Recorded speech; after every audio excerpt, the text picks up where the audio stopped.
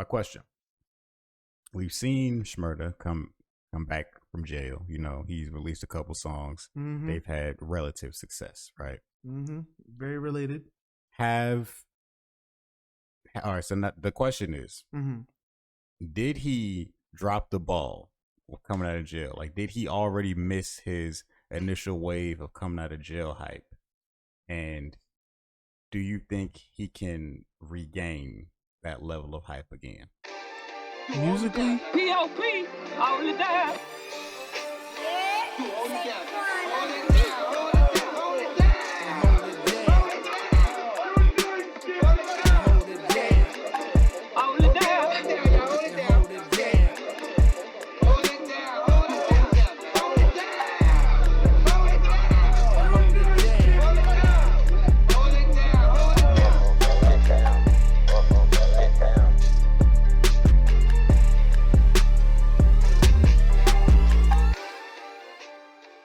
I was listening to AO Technology today.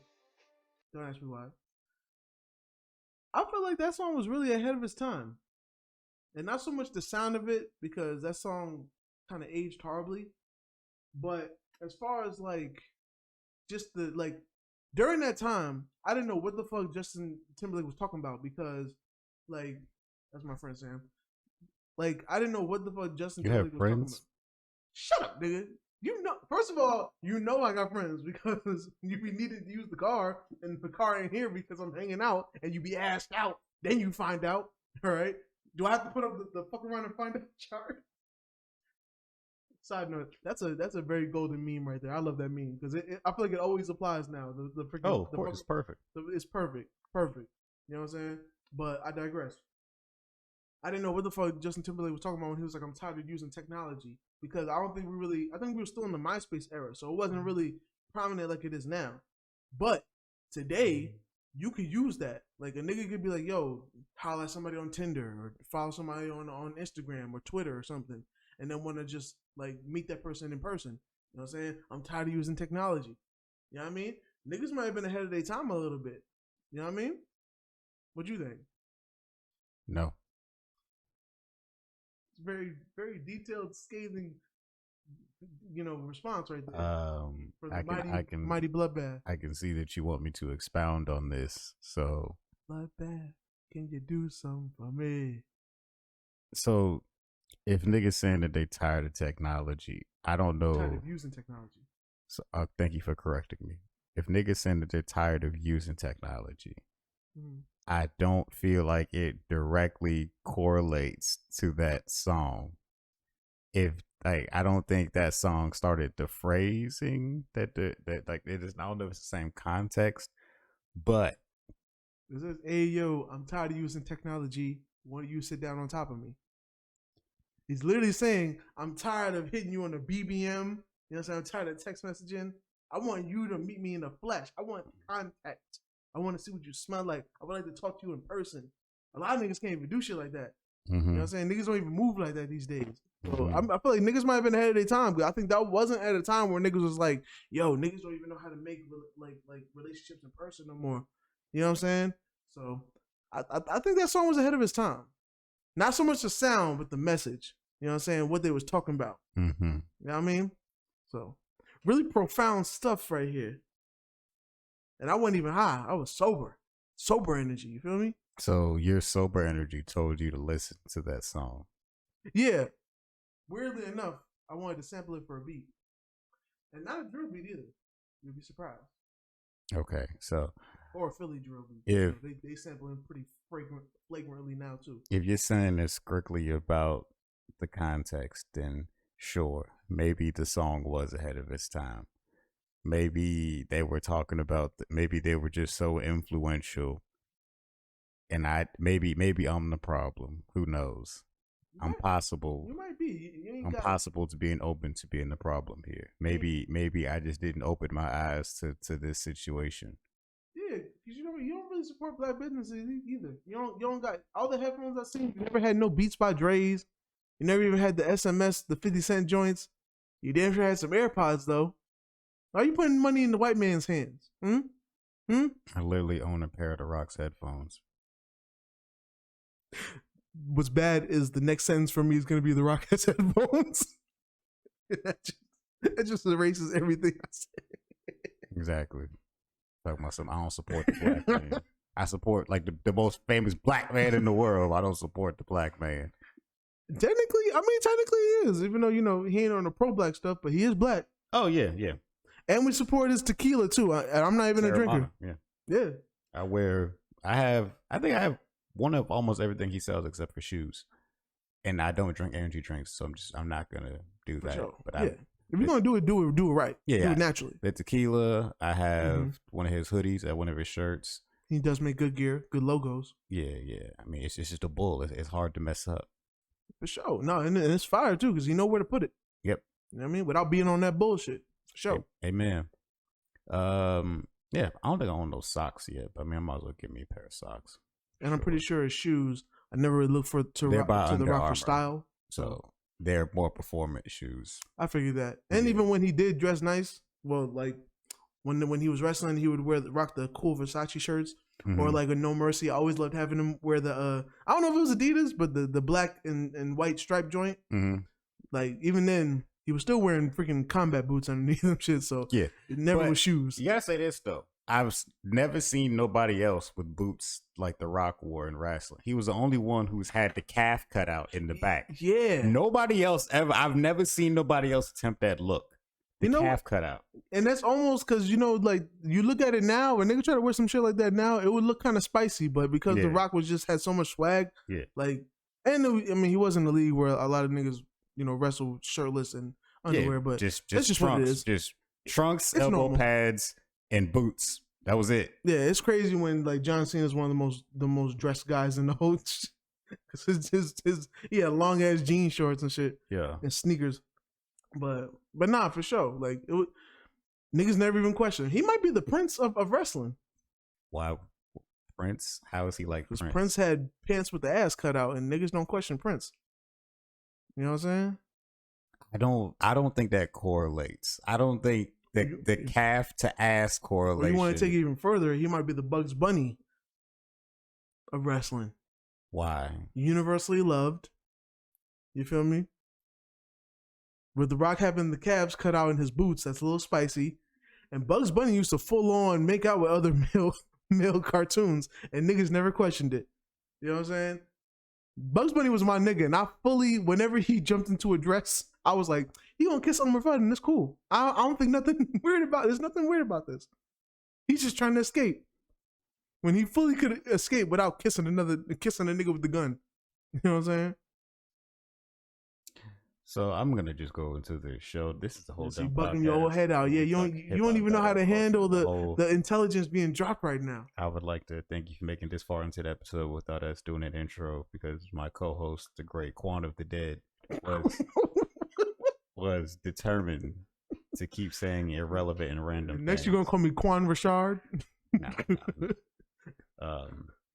Thank you again for tuning into the podcast. It's broken into a couple parts. That initial part is not a real part. He just kept talking. Quan of the Dead might be one of my favorite ones. That might be one of my favorite ones.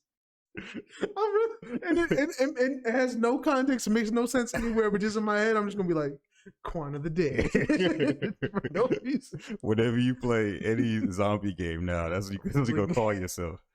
Yeah, that's what's going to make it worse, because, like, yo, what if we get invited to another, like, somebody's birthday and they playing video games or some shit and this is a zombie game? I'll be like, oh, yeah, hand me the sticks, man. I got this, Sean. They call me Quan of the Dead. I'm definitely doing that, bro. I know you will. I'm confident. Especially when I get an Oculus, because I plan one of these days, sometime this decade, I plan to get an Oculus. Okay. They look a lot of fun, and I definitely want to play zombie games just so I can be shooting shit. You know what I'm saying? Sure. And I'll definitely be Quan of the Dead. Quan of the Dead. Anyway. The show's broken into a couple parts. You got Hip Hop Shenanigans, aka Quan's favorite part of the show. You got actual battle review. Then you got our closing remarks and the artist of the week. This week, I actually remembered Hip Hop Shenanigans. Do you remember the topic that I wanted to talk about? Oh, you got a topic off the dome? Yeah, it was about Bobby Shmurda. Remember, I brought it to you a couple days and I said, I'm going to forget this. And I tried my hardest to not forget. And I didn't forget. Oh, yeah, I slightly remember, but bring it back up because Okay. I slightly forgot too. I mean, I was gonna have to bring it up from the top anyway for people listening. Got you. My question: we've seen Shmurda come back from jail. You know, he's released a couple songs. Mm-hmm. They've had relative success, right? Mm-hmm. Very related. All right. So the question is, mm-hmm. did he drop the ball coming out of jail? Like, did he already miss his initial wave of coming out of jail hype? And do you think he can regain that level of hype again? Musically, yes. Image-wise, no, because he's managed to still stay in the tabloids and whatnot with people like Whack 100 constantly mentioning him in clubhouses and talking about him dancing and whatnot. You know, I mean, even during the summertime, the Hoochie Daddy shorts was a big thing, and Bobby Shmurda was kind of the forefront of that. Mm-hmm. Literally had a song called Hoochie Daddy. Mm-hmm. Funny enough, I would think that he would be trying to like really capitalize on this the Philly drill wave, because his joint Hoochie Daddy was kind of more in that vein before, mm-hmm. like right before it really got popular. You know what I'm saying? And I don't know if it was because, you know, because he's really from that, he's really not trying to go back to jail, so he's really kind of like leaving the aggressive stuff alone. Even though he does have some tracks like that, you know, leave it to Dope Boy to bring the gangster still out of Bobby Shmurda, of course. But as far as his own stuff, I feel like he's kind of staying away from like just the aggressive shit. You know what I'm saying? So maybe, you know, but even with that, it's not what the streets really want from Bobby, because you think when somebody comes out of jail, they're supposed to drop the hardest. They're either supposed to go a T.I. route, which is very rare for that to work, or they had to drop the most gangster shit ever. Because like they have to damn near be like, I told the D suck my dick. Yeah, you like he needed to come out with that T Grizzly energy. Yeah, and unfortunately, as somebody that checked his tracks when he was first dropping, the first shit was a 6-minute freestyle, and I don't know what that nigga was talking about. Damn. And like the fresh out freestyle is very important. Very important. Right. And I was like, all right, here's because before he went in, he had the streets. He had fire, man. Because hot nigga, you ain't gonna talk about. He still had Bobby Bitch. I remember when Bobby Bitch dropped streets. Well, it's hard too. Yeah. He had computers, obviously. Like Bobby Bitch to this day is one of the few things that has a gospel remix, and I like the gospel remix. Yeah, that Jesus hit. For those that want to know, check it out. Jesus hit. Yeah, that shit's hard. You know what I'm saying? It was just a good all around song. And I'm about to catch the Holy Ghost. Yeah. Bro, that's he had the energy like, bro, when he get out, it's gonna be crazy. And I just knew it. And what made it even worse is when Roddy Rebel came out. Roddy Rebel kind of, even though he kind of chilled too, he did release a few tracks to hold us over, and them shits were sounding amazing. You know what I'm saying? Now somebody listened to his album. The album was good. It wasn't great, but it was good. I'm excited for him to drop more stuff. You know what I'm saying? So we'll see how that goes. But it wasn't disappointing. You know what I mean? But as far as Bobby Shmurda, he actually did release an EP, and I really haven't listened to it because I'm actually knowing that he's probably not going to drop the stuff that I want from him. And it makes it weird because he's already not the best rapper. So he kind of all he had was violent energy and vibes. You know what I'm saying? So it's going to be weird, but as far as like just famous wise, he stays in the tablet because he just has that personality. Like I guess now he can like fully leave the streets alone, so he can be extra in these interviews and all energetic and whatnot. I just saw a video of him meeting Glorilla, and of course, you know, he had his nieces with him. As soon as he met Glorilla, he was like, "Oh, do the dance! Hold on!" Like, he's just an infectious dude, and people like that. So he does always have good energy. Yeah, so he'll find something to be all right, you know, when he's not beefing with NBA YoungBoy. You know what I'm saying? But he'll be okay. His music might not be the big thing. I will say though, the only songs I really like from him since he came back was Shmoney. The only thing that's unfortunate about that is the song that features Roddy Rebel and Quavo, and I think the beat is made by Tay Keith. And when I tell you Bobby Shmurda is my least likable thing about the song, you know what I'm saying? Respectfully, because he carries the energy. Because even when he went on the Gilly podcast, it was lit then too. He's in there playing the song. I saw that clip. I know that clip. Yeah, like so he brings the party. So he just, you know, I guess he's more of an energy now than the artist, which Hey, we in the day and age where niggas can make a real living off just being a vibe. Oh, and I don't think it's a bad lane. Yeah. Like he might need to go into the lane we talked about last week for Sweetie, where rap is secondary, or you just don't do it no more, and you find ways to make money being just being a popular person and like just being a socialite, finding ways to just be in stuff, and people still like your presence. Like, yeah, you could be like Blueface, but just not toxic. No, not like Blueface. Not like Blueface. No, not at all. No. Oh, okay. No. Maybe he can join T Grizzlies, Grand Theft Auto league and whatnot. You know what I'm saying? Be a GTA and GS9. I feel like he'd have too much fun doing that. He'd have too much fun doing that. He would be like Soulja Boy.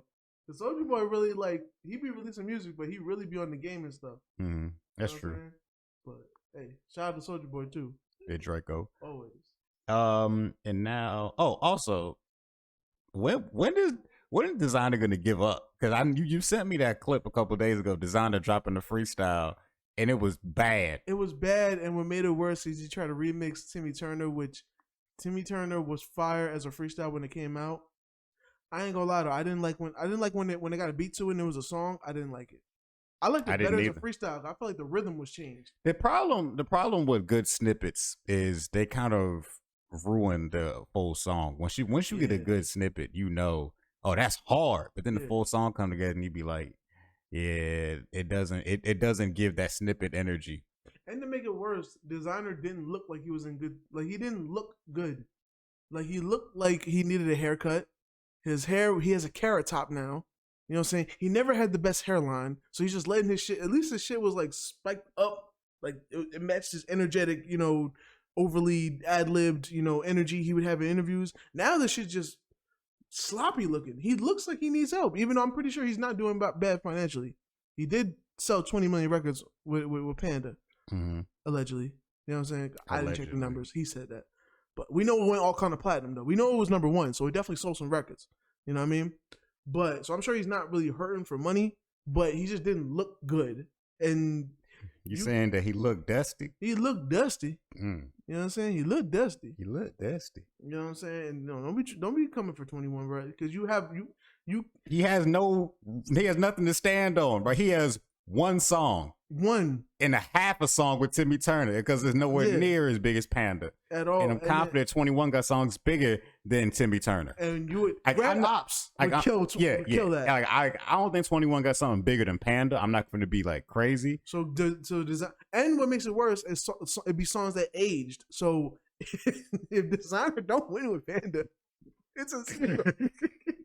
It's a zero. So like it's a L. You lose. Good day, sir. You feel me? Like, and you and I are the only niggas that like Outlet. So it's like, and I only like the first half of Outlet. Yeah, because that beat switch be hurting my heart, bro. Yeah, made no sense. Yeah, it is what it is. Side note, since I think we're also low for topics here, I would just say we can make this quick. Ab-Soul's gonna drop an album called Herbert. Yeah, I saw he dropped another video earlier today. I'm definitely down for that because we have kind of been on here saying like, where is Ab-Soul? Yeah, you are right. We've said that multiple times. You know what I'm saying? Ab-Soul was like he was like before TDE got big. Ab-Soul was like really their next up. He was finally eating. Yeah. You know what I'm saying? But I mean, hey, it is what it is. But he's coming back, and I ain't gonna lie. I like the first joint that I heard. Mm-hmm. You know what I'm saying? So I'm interested to see what this project happens because while we've been Ab-Soul fans consistently since, I feel like I haven't had a good project from him since Control System. You know what I'm saying? So I'm looking for this to like be something. I'm not trying to put too much pressure on it, but I am looking to, be like, like why did I like Ab-Soul in the first place? You know what I'm saying? Like remind me a little something. Because everybody else in the camp is doing well, you know what I'm saying? Kendrick doing this. I mean, even though he's separate now, but Kendrick's still prospering. I'm ready for another Schoolboy Q. Yep. It's like I know his life be going up and down, but as far as musically, Schoolboy Q ain't never fell off nothing. He's kept consistent quality. Except for Crash Talk. Crash Talk was not as good as Blank Face. I did like Crash Talk. I think I'm also biased because I know you don't really like watching interviews, right? No. So I like watching interviews, and when he explains it, it kind of makes sense. Even though, yeah, it wasn't as good as Blankface, but I understand his plight. You know what I'm saying? When he's like, "Yo, I've only been like since setbacks or whatever, I've only been doing sold out shows, and I've been climbing, and then I dropped Blankface, and everybody's telling me it's the greatest album I put out, but now my shows have space. Now I'm getting less money. Like, what's going on? Like, I'm confused. You know what I'm saying? So now he's like, he's almost at a place with YG. Like, you know, when YG was like, there's no point in making good albums because it don't reach good record sales. He meant that shit. Yeah, bro, I did not like YG's last project. You know what I'm saying? So now Schoolboy Q feels that way. It's like, well, shoot, getting good criticisms getting good reviews don't mean shit because it ain't equaling revenue. And nigga, my daughter can't eat a good review. You know what I'm saying? So YG's last project, I really try not to talk about it, bro. I really do. Maybe he's just collab with Mozzie again because that one was alright. Yeah. You know what I'm saying? So, but yeah, that's definitely unfortunate. But yeah, we look forward to a new Absol project. Always. Whatnot. So we're also looking forward to this weekend, Smack Volume 10. This weekend, you probably won't watch it, but I will. So we're gonna give our predictions. Are you ready? Let's do this. Souffleur Soul versus Foots. I know you don't know neither one of them because they're Crucible guys. So I'm going to go with Souffleur Soul. I don't expect you to say anything. Next, Loso versus T-Top. Who versus T-Top? Loso versus T-Top. Why you acting like you heard that man's name? My ears rejected his name. Like, I'm gonna just go with T-Top. I'm gonna chill with I'm gonna chill on Loso. You stay disrespecting Loso, right? I just haven't been impressed at all. Like, I think he's the new JC for me because I don't get it. I don't get it. Respectfully, I don't get it. Besides, like, I feel like the only time I was ever impressed by him was when he was teaming with A-Ward. You know what I'm saying? But other than that, on his own, I haven't seen. But I'll give him credit too because maybe I've only seen bad performances, or I've seen him go against people that was prepared for his ass. Like when he went against New Jersey Twerk. I can't hold that against him because New Jersey Twerk, that nigga just didn't like him, bro. It's just, bro, when you go against he was Twerk, prepared. Yeah, like when you go against a prepared Twerk, bro, you know what it is. Like, yeah, that nigga, I ain't gonna lie, I would take it personally. If I knew New Jersey Twerk, like, I would take it personally. I'm like, so you mean to tell me, for me, you knew all the rounds though, right? All right, my nigga. Nah, I don't even talk to me no more, nigga. Like, that's fucked up that you did that. You came prepared. Who the fuck does that? You know what I mean? Averb versus Shotgun Suge.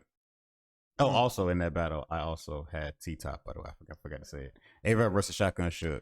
This one's going to be a little tough because Shotgun Suge is getting better and Averb is not. So... You ain't lying. Averb is just out here not eating meat and just being misogynistic like a motherfucker. Like, but Shotgun Suge, like you said, it is getting better. Like, Shotgun Suge has been really good in his last couple performances. Like, I want him to go against. Well, he's already went against Lux. That's fucked up.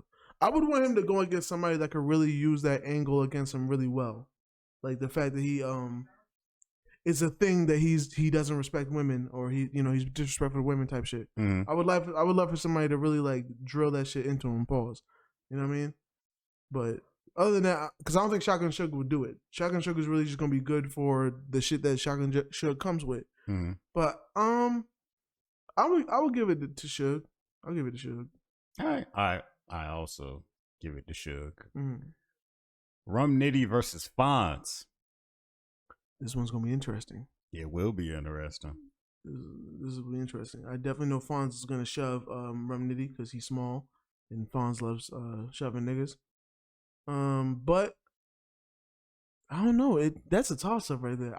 I want to give it to Rum Nitty because I feel like Rum Nitty, even though he's not so much on his A game, I feel like he used to be. It's still like an A- or a B+. Like, he still is there. Like, there's not even a fall off. He's not on fire like he used to be. You know what I'm saying? But I think it's because he's so consistent. Kind of like how when we talk about Av, where Av is so consistent that if he really didn't do anything wrong, we just don't get as excited no more because it's like, he gonna go in there and do what he do. Or even like a Geechee Gotti, you know what I'm saying? Like, Geechee's pretty consistent. Even Geechee slouching is still pretty good. You know what I'm saying? Yeah. You know, unless you know he's battling in New York versus Mook.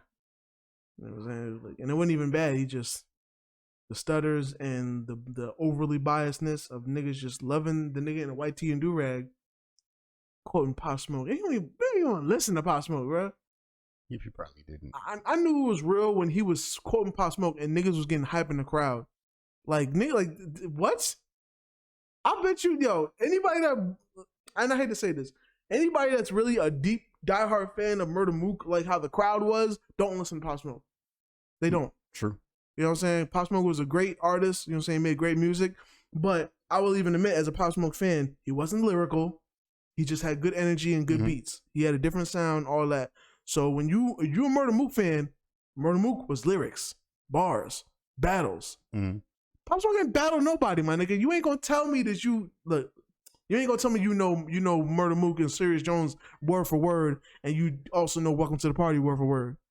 It's just he became his passing made him more of an icon than his music had him being in the city already. It did, and it's unfortunate because it's also led to a bad album. Because that last shit. We finally got it. The first album was pretty good. He did enough to make it a good album. You know what I'm saying? Rest in peace. But that last shit, Faith, it sounded like an album that was made by everybody else but Pop Smoke, with just Pop Smoke vocals on it. Which, you know, it's bound to happen. You know what can a nigga do? You know what I'm saying? He was only here for so long, and you know what I mean. Nigga died like a month after his second tape.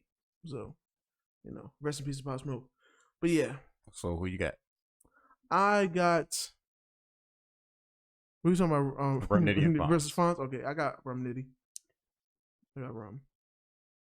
I want to say Rum, but I feel like Fonz might get an upset. I don't know why I'm saying this, but I'm gonna just say it. I'm gonna say Fonz 2-1.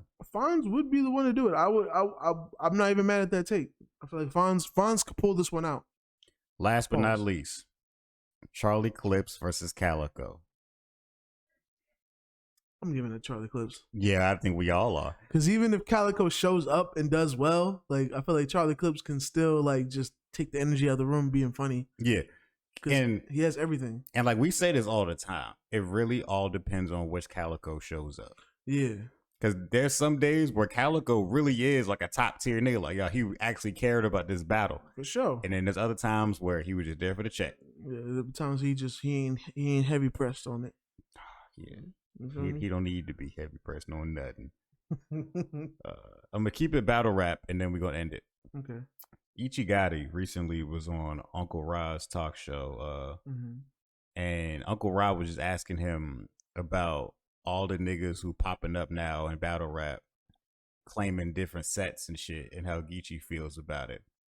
Oh yeah, I didn't look at the clip, but I saw like the picture of the clip. Yeah, so Geechee was like, "Yeah, bro, I don't really like that shit either." He's like, it's very few niggas like that are really from the sets, or like who was doing it and was always doing that. He's like niggas like Arsenal. Arsenal been talking about being Grape Street since forever. Like it's not nothing new. He has always been his thing. At the most, literally since like Grind Time days. I didn't really see him talk about it too much in the Lions Den, but it was pretty still early in his career when it was like all of a sudden that purple flag was evident, and he also got in situations over that shit. You know what I'm saying? Not or whether it was over it or involving it, like he had to stand on that shit. So you know you got to respect it at a certain point. Feel me? And then so Geechee was saying he's like bro, he don't really like it, and he really doesn't understand why all these niggas be in here like fake set claiming and shit, or like trying to get clout. He said the same feel like some people feel like they got to do it just to make their raps and stuff more believable. Or to like get people to like really vibe with them and get their energy. He was just like, it really is pointless. He's like, dog, because if niggas would listen to me, like I talk about this shit, but I don't be glorified. And Geechee said, if you hear me rap, this shit shouldn't sound cool to you. All I talk about is niggas dying and going to jail. Like, why would you think that's cool? That's what it is, because that's what it be. That's when you know it's real.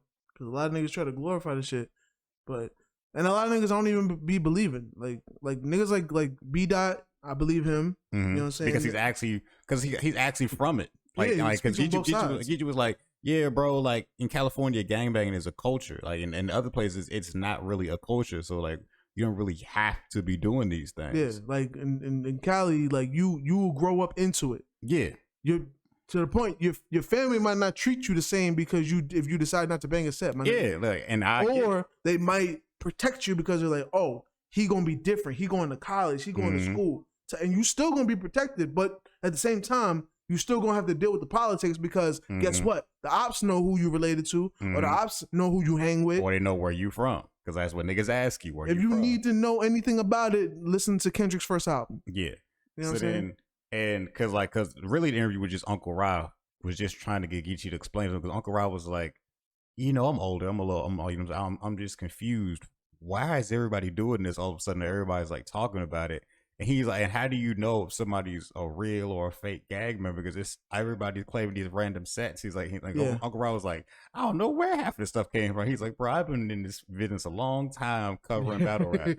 I don't remember none of these people saying these things until recently. It's like a couple of years ago. I hate to say it. We talk about it over here. We don't know where T-Rex being a Crip came from. Nope. We don't know when Lux had a whole squad of Bloods behind him. That was so weird, my nigga. That was so. And then I didn't know where New Jersey Twerk came from being the Blood. Now it happened a while ago, but I still remember when I saw it, I was like, huh? Yeah. I was confused, my nigga. Like, so I don't be understanding. I really don't. And yeah, so Geechee was just breaking it down for Uncle Rod. Like, yeah, bro, like some people, they be from a set and they move and they start a new set. But he did break down some ground rules. He said, but niggas can't just start a Crip set somewhere and say, yeah, we Crips. He's like, it has to have the history of an original set. He's like, you can't be in Kansas and be like, yeah, we Crips now. He's like, nigga, what? You're not connected to no original shit. Like, you don't have no history. He's like, it's a history to all of this. And all these niggas, they don't really be involved in it. They just want to say it. They don't really be knowing the history. They don't be tapped into the actual culture of it. And then he even was like, they're not even really involved in that the community parts like they're supposed to be. And then Geechee even kind of disowned it because he said, he's like, bro, it's really, he's like, the gang is not even what it was supposed to be no more. It was supposed to be like protecting your community, helping out your peoples and everything, and protection. He said, and it's really not even on that no more. At all. I don't even understand why people want to do it unless you really didn't have a choice. And I appreciated that he admitted, he admitted like, nah, bro, this shit really not cool. And he's like, I don't get why people want to do it no more unless you really didn't have a choice. That's why I only believe in. It's hard to believe niggas that really be like trying to glorify the shit, like, because most of the time the niggas that are really from it, even if they rep it, they downplay it. Like Schoolboy Q, we know he's really Hoover, but he's not in every verse saying Hoover. You know what I'm saying? Like like it'll come up because it's his past, but he's not trying to. You don't see. There's no music video of him and the homies.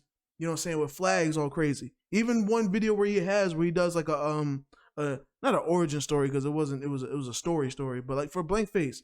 Even in that, niggas could have been all flagged up, but you ain't see one flag in the shit because it don't got to be that. Yeah, I'm not trying to rep my hood on this shit. I'm telling the story. Yeah, he don't really be overdoing it with the Hoover stuff. He really don't. Yeah, and I ain't gonna lie. Sometimes that shit get on my nerves because we could have got a Nipsey and Schoolboy Q song if their hoods wasn't beefing. You know what I'm saying? Because there's a lot of collabs that just won't happen because just politics. For sure. You know what I'm saying? So that should be or even 21 Savage. Like, you know, in the songs, I'm a real right blood, and then these days he don't even say he a blood. You know what I'm saying? And whatever politics happen behind that, I don't need to know. But when niggas is really from it, they don't be trying to do too much to claim it. They don't have to do all that. I get you saying that too, bro. Kendrick could have came out and said he was a blood damn near because all his homies is bloods. Even afterwards, when you see him on the Noisy documentaries and stuff, he's around his blood homies. You know what I'm saying? He like niggas like Boogie, Westside Boogie, who's like a real blood, also blood, but he don't go out of the way to claim it. Most of his songs be about girls and emotions and shit. You know what I'm saying? Fly shit. Yeah, he don't be trying to be banging on the set all the time. Like, only nigga who does it in a silly way, I probably think is like Vince Staples. Staples talks about being a Crip a good bit, but he tries to have fun when he talks. About, I don't know, like it's just slightly different. Because I feel like he does it ironically. Because he'll do it in the way of like, I don't understand why we on songs every day gang banging and talk about violence, and then niggas get surprised when some violent shit happen. Yeah, I don't understand. You know what I'm saying? Like, I put it in my songs, but I'm not in the streets doing none of this shit. I did it. It's the past. I want to leave it in the past. I'm trying to get money, my nigga. Y'all niggas tripping. Yeah, like I need a Sprite check, my nigga. He does it in a funny way. Like, I mean, like that. But when he went on Kenny Beats show, And, Kenny Beats is the police. He was like, when Kenny was making the beat, he's like, man, Kenny, you don't know how to act. You don't know how to act on a crib, do you? This shit was hilarious too, bro. Oh no, when him and his girl was there, he was like, "Hold on, bang on the camera one time." Threw up the set. Niggas blurred the shit out. Yeah, they had that blurred out. I was like, yeah, that shit was funny as hell. You know what I'm saying? But yeah, like fun with it. But even like that, you know what I mean? Like Vince Staples, which so I gotta listen to his last project because I know really good. Yeah, because I know he's finding that good balance. Because I know there's been sometimes he's been very hit or miss with me. Mm-hmm. I've always liked his more violent stuff. Like the first EP he did was Hell Can Wait. But I feel like, and I really feel like he's top tier when it comes to speaking that Crip shit. Mm-hmm. But he also is not trying to be out here banging. So like he may try to do other shit. I feel like now he's finding the balance of like he can talk that Crip shit, but it'll be a melodic song that isn't aggressive, and you can do a Sprite commercial with it. Go ahead, get that commercial money, my nigga. You know what I'm saying? Keep doing that shit, my nigga. Shout out to Vince Staples. We need it. Have we ever done it? We need to do an appreciation day for him. Okay. Maybe the next episode. Whatever. I mean, we got other stuff to knock out. You said you wanted to do the wrap off stuff, and then we still got end of the year stuff to do. We do. Then we still got these albums to review. Yeah. Oh yeah. Damn. God. That's gonna be a Christmas present to our friends at this point. But yeah, we might keep that stuff for the top of the year or some shit. But yeah, definitely. We definitely got it. We got run up some lists too. Okay. I was thinking about having my homie join us for that, just to have a third opinion. You know what I mean? Sure, why not? Because that's pretty quick and easy to do. Just lists. You know what I'm saying? Because he has kind of a different ear too. So he might put us onto some shit. Okay. You know what I mean? But yeah, I think that would pretty much cover the news topics. Yep, that's it. One thing I'm gonna mention real quick. I'll just look up Drake and BFB Da Pacman. Apparently, Drake gifted him some sneakers as weight loss motivation. You know what I mean? So, as a podcast that supports BFB Da Pacman, and we remember the song that BFB Pacman had saying that I need Drake on the song, even though that song did not sound like Drake would have got on that shit. No. I'm just glad that Drake is acknowledging. What shoes did he give him as weight loss motivation? What weight loss shoes? I'm confused. I'm about to look right now. We're gonna see. And there's a video for it. I'm confused by the concept. Maybe I'm just not getting it. So he's saying he bought him the shoes and was like, "Don't wear these until you lose weight," type of thing. What does you mean he got them as weight loss motivation? So I guess here it is. He also posted a clip on Instagram with the caption: "One of the greatest, Champagne Poppy, sent me his shoes and gave me motivation to keep working out, man. Thanks so much. I started from the bottom for real. Okay. And to get love from one of the greats is major." So I guess Drake has a Nocta Nike Air Force Ones. Yeah, he has a shoe. Yeah, they're set to be released this week. So I guess he got those as a motivation to lose weight. Now I understand. Which it makes sense because as a fat nigga, I will tell you, especially Air Force Ones, one of the tragedies that happens being a big man is your shoes will lean. So your shoes can be brand new and they will get wear and tear much faster because you're a heavy set fella. Mm-hmm. I'd be jealous of some of y'all niggas that be like slimmer and your shoes beat up, but the shape is still there, my nigga. So they still look alright. You know what I mean? But I come through my shit's clean, but when the shit stretched on the side, my nigga, it depends on the shoe. Ain't fucking with it. There are some shoes that they sell them wide versions. But like that's not for like most sneakers. Sneakers don't come in wide versions. Because the only ones that really work with that are probably like maybe Jordan 3s. But even as somebody that has the 4s, like me and my homie bought the same pair, and though I wore mine's more, his still looked clean, had some bend ups, but it still retained the same shape because he's not as big as me. So it really fucks up like the swag, you know what I'm saying, when your shoes is leaning, you know what I'm saying? Yeah, no, I get everything you're saying. But you know what I'm saying? When your sneaks start leaning and your heat start working and your heat start working, I'm a rob me a person. But it's also a thing of like your foot's probably flat. And I have flat feet too. But when I see a shoe has a wide version, I immediately buy the wide version because I know I'm flat footed. I think it'll just be more comfortable. Being heavy and flat footed also made me go towards high tops more because when your shit's low top, that shit look crazy because then not only does it look, it ain't like when it's high top, it spreads wide, it's just like it has hips. Mm-hmm. But when that shit low top, now this shit look like it's deformed. Now you're freaking shoes walking around like this. That shit look crazy. Mm-hmm. You know what I mean? I remember when I had my first pair of Air Forces and they were fake. And I didn't know. I thought flea markets sold real shoes. Mm. Nigga, the first week I wore them shits in high school. Nigga, after the first week, them shits had a mouth on the side, my nigga. I was like, oh, not the first pair. Not the first pair, my nigga. Oh, that shit was tragic. Damn. And I was still, when I tell you I was still trying to wear them shits because they still was kind of clean, I would try to wear them shits, but I would have my feet really, really close so nobody would see the freaking flap on the side. Shit crazy, man. Go out there and get money, man. Stop being broke so you don't got to live this life that we've lived. Shit sucks. It's not for the weak. I tell you that. You know what I mean? For real. But yeah, I think that will conclude our news topics. Yes. You know what I'm saying? You want more news topics? Google them or just search Kanye. Whenever he wants to, he becomes a walking website, damn near, of articles. This week's battle is a Riot battle. Riot just at DG League. Oops versus Sharon. I chose this one because we haven't watched the Sharon battle in a while. We also haven't watched the Oops battle in a while. I got you trying to give props to the white man. Yeah, I just wanted to mix it up some. And this is what we got. Overall opinions of the battle before we get into it. This battle was a little underwhelming for me. A little bit, yeah. A little underwhelming, especially the names involved because we know both of these people get busy. Yeah. So it was a little underwhelming, but it wasn't a disappointing. Nah, it wasn't a bad battle. It just felt nobody did anything wrong. Nobody choked or nothing. It just felt like it was just it cool. Could have been better. Yeah, it was just cool. It wasn't no instant classic or nothing, you know? Yeah. It's like watching Goku fight, but he just only goes Super Saiyan 1. And you know he got 4 of them shits. Mm-hmm. You know what I'm saying? I feel you on that. Nigga might even pull out the Kaioken again. Yeah. Nigga ain't going Kaioken in the mid. Like once he went Super Saiyan, Super. He did? Yeah, he brought it back in Super. I'm so behind. I really gotta. Yeah, you are. I gotta, because it looks good. Like as somebody that really was confused with GT, and I was like, something is missing. So, like when I started to watch Super, I was like, I almost feel that old feeling back as a grown ass man. Cause Super, something's right. Something's good here. Cause Super, they brought back a lot of things from like actual Dragon Ball and like early Z. Yeah.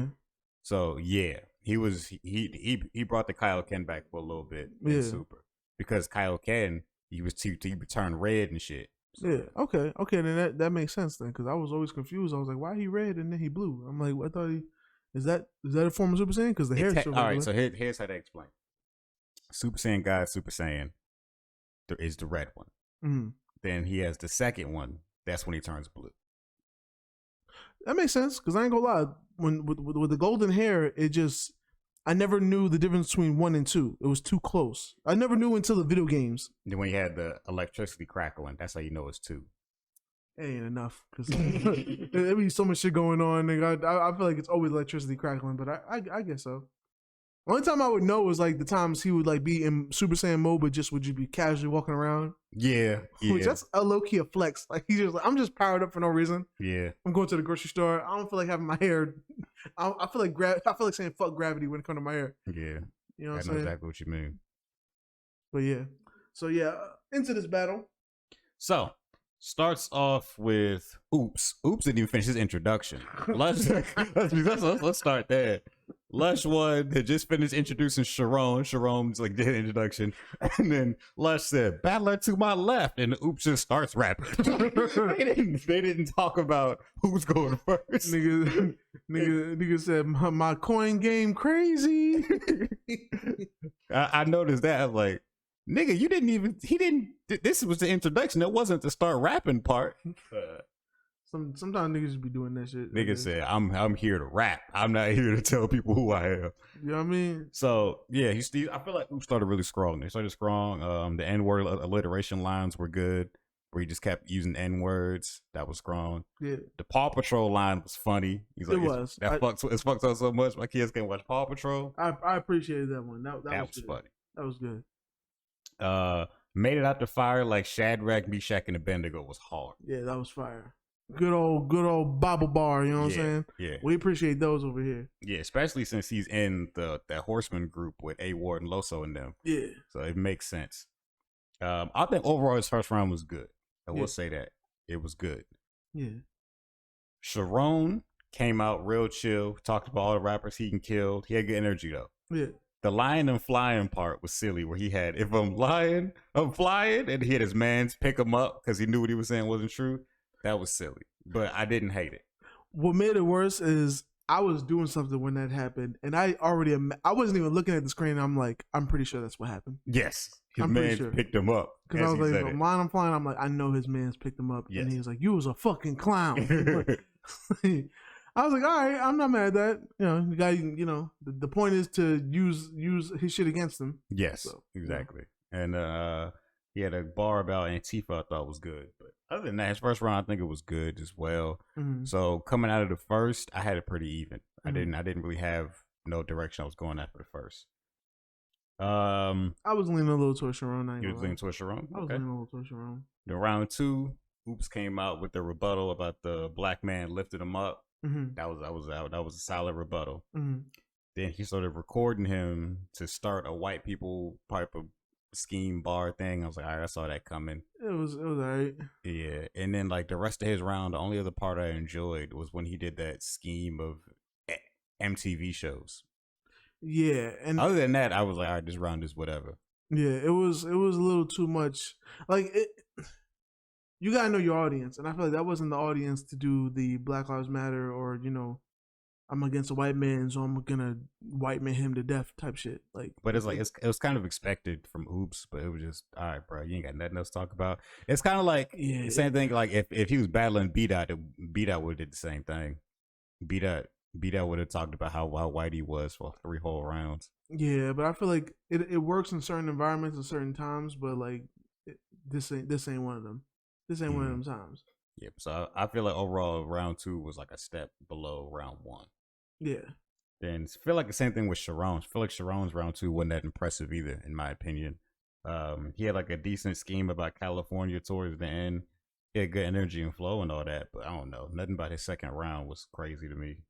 I just did like how he wasn't bothered by Oops's Black Lives Matter verse. Oh yeah, because he wasn't bothered at all. He has no reason to care. He's Sharon. Like everybody, he's solidified in the community enough that he don't really got to worry about stuff like that no more. Yeah, nobody really has nothing to call him out on. And I feel like if he was like that, it would have been called out because he done made some mistakes now. Exactly, he done made some mistakes, but he's always been careful. He ain't do that shit, so like it must not be a part of him. Yeah, you know what I mean. So in the third round, Oops was known for his very personal third rounds. Talked about his brother dying. Then he went to a really good wrestling scheme. I always appreciate those. Then he just talked about being black for the rest of the battle. To be honest with you. Yeah, and it was like, all right, cool. And then I feel like Sharon just shitted on all that shit. Oh yeah, this is what made the battle spicy. Yeah. So now, where at the end we just like, all right, Sharon just gotta end this battle so we can stop watching it. Sharon decided to use his third to make Oops look crazy. So Sharon's third was all about how Oops is like a politician in real life. Mm-hmm. How Oops had apparently been stealing money from his constituents. Whew. And Sharon had all the receipts. It was like a couple $100,000 missing that apparently Oops needs to pay back. Called him out. That's a lot of money. Yeah. And he was just like, yeah, like called him out, bro, you a fake activist, all your shit fake, you fake. You so fake that when you apparently you really wasn't really going to commit suicide because you gave the wrong suicide hotline number. Yeah. I was like, ooh, and then he said, what was it then? The host nigga had to put a disclaimer on that shit. Oh, ARP. That's ARP. ARP had to put a disclaimer on it, like saying it was the wrong number. So he made him look crazy a little bit. It was just such a good angle of like you called him out being for fake activist and trying to talk about faking suicide, like while he was trying to be activist in his verse. Ooh, oh man, it all, bro. When I tell you, like a salad, you gotta address that, my nigga. Yeah, you gotta address that. And Oops just had to stand there drinking his water, acting like he wasn't phased. But nigga, and I ain't gonna lie, I feel like he was phased too, cause like that, like you know how niggas usually when as soon as they finish rapping, they start dapping up. Mm-hmm. That they had like 3 seconds of space, like they had to think about that for a second. It was like, all right, let's not look awkward. You know what I'm saying? But yeah, he dug into that boy. It was. I feel like that is what gave him the battle, in my opinion. I feel like Sharon's third, in my opinion, is what ended up giving him the win for me. For sure. But, I think so too, but I feel like Sharon had a little more confidence just because it was like, I feel like while Oops was trying to go with the Black Lives Matter verses, I just feel like the room wasn't for that. So it was just a room full of confused white folks. It was like that moment where you try to educate white folks and they're just like, I don't get it, but I'm just gonna let you get your shit off because I know some things are wrong. You know, maybe I'll learn something. You know what I'm saying? You know what I'm saying? So yeah, the Oops guy. Though I did learn something though. I didn't know he had 3 O's in his name, I guess to signify him 3-0ing people. Even though that's not what happened tonight. But you know, that was something clever that I thought realized. So but yeah. I guess we'll go to the scores. Yeah, I have nothing else to say about this battle. Scores. The score. Crowd control. Crowd control, I give Oops a 3. Okay. Sharon, I give him a 4. Okay. He definitely had, I feel like, more of the crowd love going on. It wasn't crazy. He didn't have the crowd, you know, it wasn't crowd surfing, but he definitely had more. There wasn't crowd surfing. There wasn't acting like Mook was up there. Oh my God! So what? Like, you know so what I thought about today too?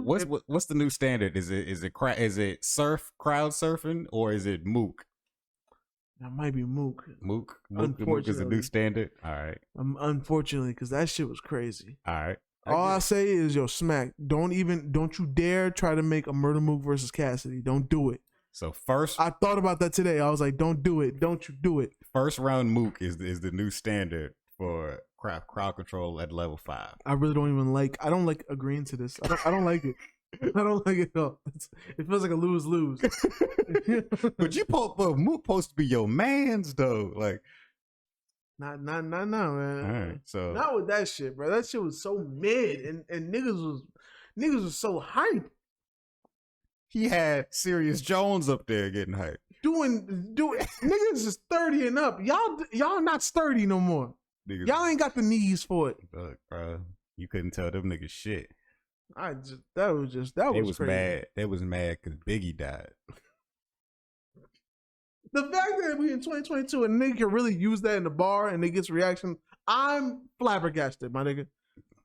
When he started to round off with that, I said, I know how this is gonna go. I immediately, because I already knew it was gonna be. But when you start your round off with some throwaway shit like that, and the room is already on your dick, it's over. It was certified at that point because I was like, for real, that's what we doing. Really? All right. It's one of the moments where, bro, it's like, I was like, bro, I ain't gonna take notes no more. I know what this is. It's one of the times where I don't understand my own people because we be the hardest critics and yet the illest dick riders at the same time. So I was like, I don't understand. Sometimes I don't even understand us, my nigga. You know what I'm saying? Like, shit was crazy, my nigga. But so anyway, it is what it is. You gave Sharon a 4. Yeah. I gave them both 3s. I'm not mad at that. Delivery, I gave Oops a 3. You know, it wasn't the greatest, wasn't the worst. Sharon, I gave him a 3 also, even though he was delivering better shit. But I don't like his voice. Like I always hated his voice, but I try not to hold it against him and give him a lower score than that. Because it works for him for the most part. You know, he's a corny white dude, so his voice reflects it. Yeah. You know what I mean? If you ever want to know how somebody feels about him, just look at Sharon versus Ron. Yep. Sharon, I'm gonna watch a Ron podcast. I need him to just verbally say, "Yeah, I don't like Sharon." I need him to say it because that's the energy I felt. I've never seen him be that aggressive with anybody. You know what I'm saying? But yeah. I give him both 3s again. I'm not mad at that. Keeping it simple. Haymakers. Yep. Oops, I gave him a 3. You know, it wasn't bad, but it wasn't great. Sharon, I gave him a 4 because I felt like he was spitting some shit this time around, especially that third round. You know, even with Oops' third, it was like it caught me, but I still feel like he didn't really say too much, keeping it G real. You know what I'm saying? He really didn't say too much. It just, you know, I was waiting for something amazing, and it was just okay. What's your scores? I gave Oops a 3, and I gave Sharon a 4, and I feel like Sharon got that 4 mainly off of the strength of his first round and his third round. Yeah. And because the third round was so strong and such a great angle with facts and evidence, I just had to, it stuck more than a lot of things that Oops said. That's why I had to give him the 4. That nigga kept the files. Yeah. Zone. I gave Oops a 3. and I gave Sharon a 4. Okay. I think it pretty much reflects everything just fine. I'm remembering something that we didn't mention during the battle. This crowd was ass because they kept talking and like the whole battle. Yeah, they kept having to be like, "Yo, hold it down, chill out." Like the crowd just kept talking the whole time. Yeah, that shit was weird. And then at one point there was that? Remember in the second during Sharon's second, that loud ass grinding sound. They're like, "What the fuck was that?" Yeah, it was. I don't know what was going on with that crowd. And for once, it wasn't Atlanta. Yeah, it wasn't. It was not. It wasn't Philly. It wasn't the usual suspects. No, it was not. This was a Cali crowd. I think that was in Compton. And usually Cali be one of the best crowds. It's crazy. But I don't know. Maybe it was just the bad batch came out. Oh, yeah, I don't know. Maybe it was a bad day. Maybe it was hot. I don't know. Ain't no telling. I give him both 4s on this one. So overall, Oops got a 13 and Sharon got a 14. I gave Oops a 12 and gave Sharon a 15. Decent battle. Yeah, decent. I think shit. If Sharon's third wouldn't have been as strong, it wouldn't have been as enjoyable as that. Oh, for sure. For sure. That kind of saved everything. Even though I did feel like Sharon was outdoing Oops, it would have been kind of mid. It would have been like a C+ battle. Okay. You know what I'm saying? Like it was like a little better than just passing. Like it wasn't bad, but there was really nothing exciting about it either. You know what I'm saying? It's like we just coasting. I feel you. We're just here so we don't get fined. You know what I'm saying? That's what it felt like. I feel you. That's gonna do it for this week's battle. Sure. Now we're gonna get into our artist of the week. You want to go first? You want me to go first? I'll go first. So my first artist of the week, I'm gonna say Roddy Rebel. I think his name is a tongue twister, but I've been kind of on that shit. You know what I'm saying? The Roddy Rebel. You know what I'm saying? Fucking with the shit. Also, I did I say that I gotta listen to the Takeoff and Migos tape? I feel like we talked about that. Okay, yeah, I've been on that, and I've really been on Her Loss heavy, the Drake featuring 21 Savage tape. You know what I'm saying? I've been on that pretty heavy. You know what I mean? But mainly that I've really been fucking with that tape. That tape is really good to me. Okay. You know what I mean? But yeah. Who's your artist of the week, Badman? My artist of the week is probably gonna be, because I'm torn. I'm only gonna give one answer. And all right, I'm gonna say Joey Badass. I was gonna say Blast. I've listened to a bunch of Blast lately, but now I'm gonna go with Joey Badass. Lately, I finally got around to listen to his album 2000. It's great. It's great. Okay. Yeah, it's really good. I'm glad you took a break from listening to Backstreet Boys all day. Yep. You know? For sure. You're right. I definitely gotta listen to 2000 though, because it like I was telling you when I was listening to so much drill and trap, and then like I listened to some of Chance the Rapper's new shit, and he's kind of getting back on his like rapper shit. I'm just like, oh yeah, this is why I like this thing called hip hop. You know what I'm saying? So it gives a good energy that's needed. You know what I'm saying? It'd be almost feeling like it feeds your soul a little bit. You know what I mean? Yeah. Trapper stuff is cool. Heavy 808s is cool, but sometimes that real music really speaks to your soul in a different way. Needed sometimes. So shout out to Joey Badass. Yeah. Also, honorable mention for one of the funniest songs that I can't stop listening to. It's not even a new song. Sada Baby has a song called 1955. Oh God. That is hilarious to me. Oh my God. Because he raps and then he talk raps throughout the whole song. So he'll be rapping one part and then he'll like start, he'll try with a rapper voice and just be talking, but he'll still be talking in rhyme over the beat. Isn't it like it would just be mumbling in certain parts? It's a funny song and I listen to it regularly. I don't know why. But yeah, I recommend y'all listen to 1955? that. 1955. I'm gonna check that out. I got a video for it and everything. I'm checking that out. Yeah, but I think that's gonna do it for this week's episode of Hold On Podcast. Quan, where can they find you at? You can find me at multiple addresses because them niggas got me. Fuck them. All right? But you can find me at SAYQUANOA. I can't even spell my shit.